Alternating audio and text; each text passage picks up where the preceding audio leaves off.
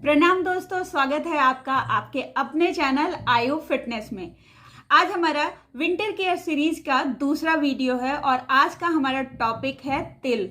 तिल सर्दियों में बहुत आसानी से मिलता है और ये बहुत सारी खूबियों से भरपूर है। सर्दियों में तिल गुड़ के साथ खाना किसी जड़ी बूटी से कम नहीं है। उचित मात्रा में तिल के प्रयोग से हार्ट से संबंधित बहुत सारी समस्याएं कम होती हैं। इसके अलावा हमारे लंग्स का फंक्शन बहुत अच्छा हो जाता है। ये एंटी इन्फ्लेमेटरी होती है, इस वजह से हमारे शरीर से जुड़ी हुई बहुत सारी परेशानियां दूर हो जाती हैं। इससे हमारा इम्यूनिटी सिस्टम स्ट्रांग होता है और इसमें सेसमीन नामक एक एंटीऑक्सीडेंट होता है जो कि कैंसर रोधी भी होता है, जिसे कैंसर की जो कोशिकाएं होती हैं उनको बढ़ने से रोकता है। तो आज के टाइम में बहुत सारी जड़ी बूटियों में, बहुत सारी दवाइयों को बनाने में तिल का और तिल के तेल का प्रयोग होता है।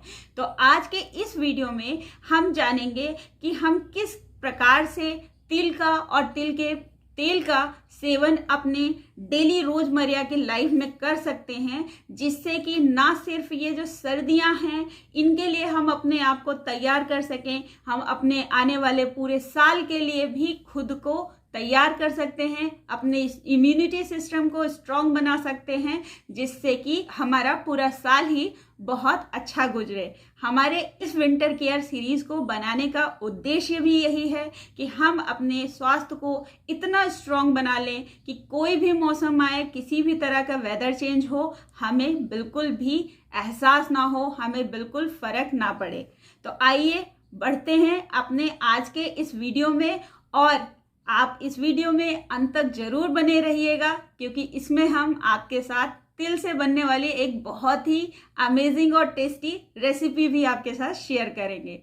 तो दोस्तों, जैसे हमने बात किया था कि तिल में सेसमीन नामक एंटीऑक्सीडेंट्स होता है जो कि हमारी कैंसर सेल्स को बढ़ने से रोकता है। इसलिए ये पेट से, लंग्स से और प्रोस्टेट संबंधी जो कैंसर होता है उसको ट्रीट करने में बहुत मददगार भूमिका अदा करता है।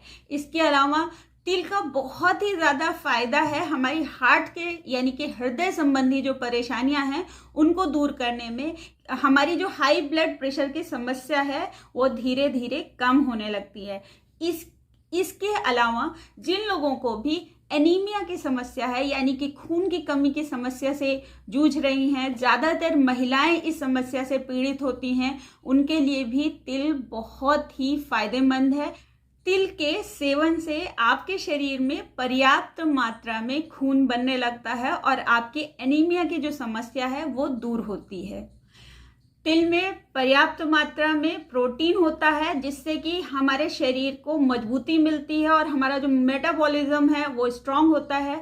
जिन भी लोगों को बहुत जल्दी खांसी जुकाम होती है, और सर्दी के मौसम में तो ये समस्या बहुत ही कॉमन हो जाती है, बहुत ही आम हो जाती है, हमें बहुत जल्दी ही खांसी जुकाम बुखार की समस्या शुरू हो जाती है। तो यदि हम नियमित तौर पर तिल का सेवन करते हैं, तिल के तेल का सेवन करते हैं, तो इससे हमारी ये समस्या दूर हो जाएगी और हमारा जो इम्यूनिटी सिस्टम है वो स्ट्रांग हो जाएगा। तिल का सेवन हमें गर्मियों के स्थान पर सर्दियों में ही करना चाहिए। वैसे तो आजकल साल भर ही तिल उपलब्ध रहता है, परंतु तिल के सेवन का सबसे अच्छा समय सर्दियां हैं, क्योंकि तिल की जो तासीर है वो गर्म होती है।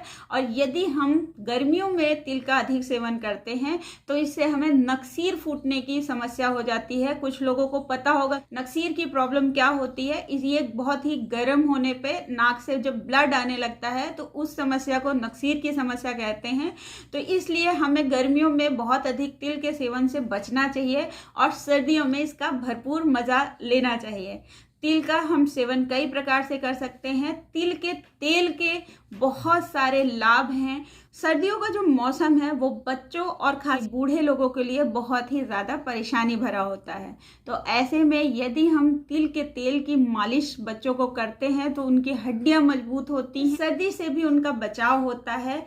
इसके अलावा ऐसे लोग जिनकी उम्र अधिक है, जिन्हें सर्दी लगने की समस्या जल्दी हो जाती है, उनके लिए भी तिल बहुत फायदेमंद है। उन्हें तिल गुड़ के साथ खाना चाहिए और इसके साथ ही साथ उन्हें तिल के तेल अपने बालों में, नाक में और पैरों और हाथों में से मसाज करनी चाहिए। इससे भी उन्हें बहुत लाभ मिलेगा।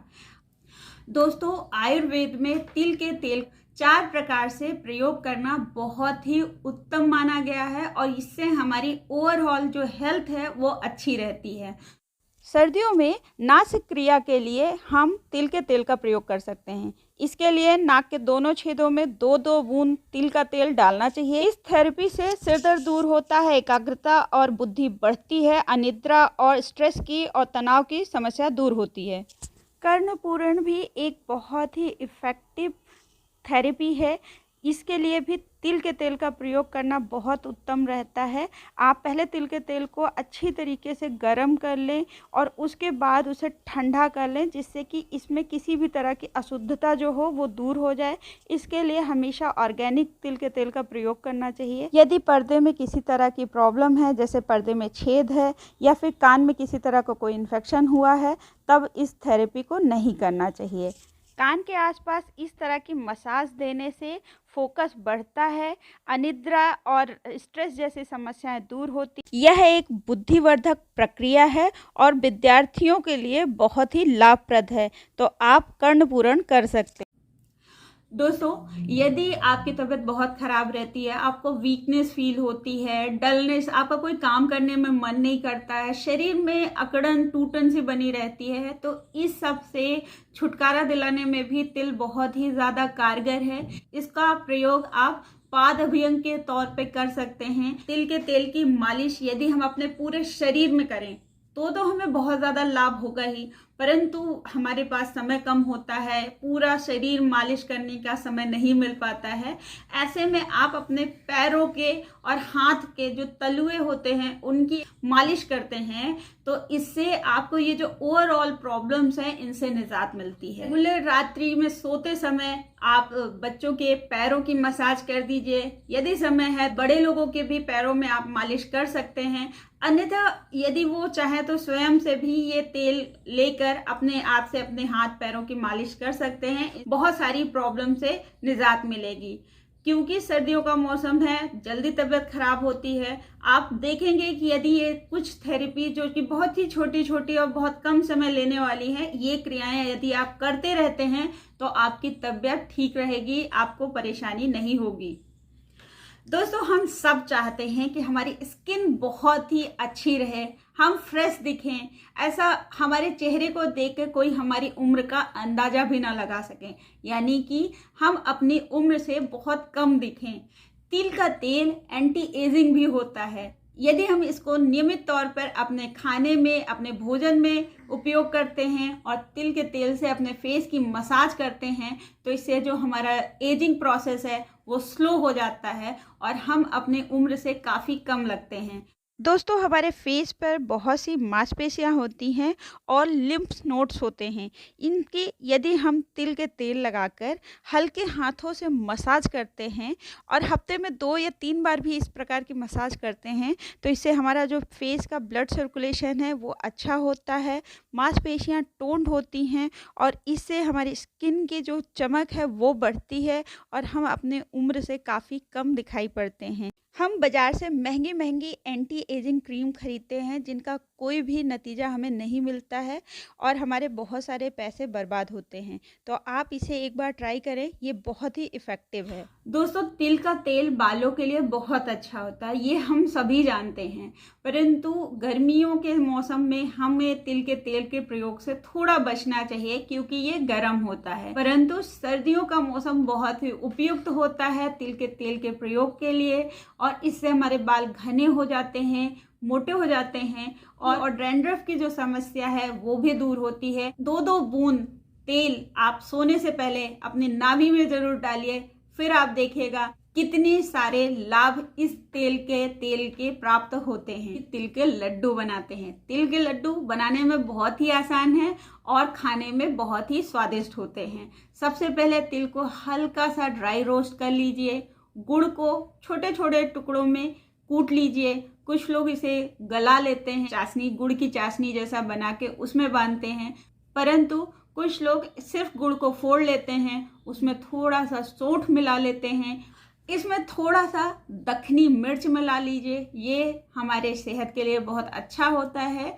तो और अब इसमें भुना हुआ तिल मिला दीजिए और इसका लड्डू बांध लीजिए, चाहे गुड़ को फोड़ के या फिर उसकी चाशनी बना के, जैसा भी आपको पसंद हो आप बना सकते हैं। और फिर जब ये हल्के से ठंडे हो जाएं तो इनको बांध लीजिए। ये तिल के लड्डू बहुत ही आसानी से बन जाते हैं।